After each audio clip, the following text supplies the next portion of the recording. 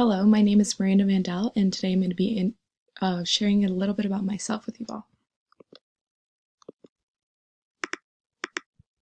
My background is I'm a journalism media communications major with a minor in political science.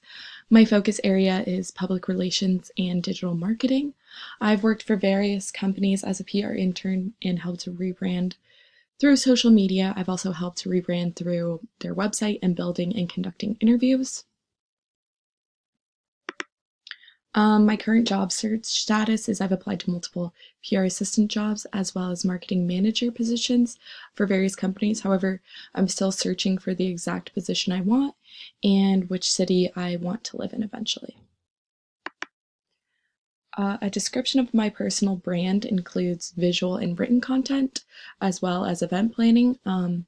I really want to apply my skills to the necessary target market and achieve strong relationships and trust between my brand and the client, as that's most important in PR.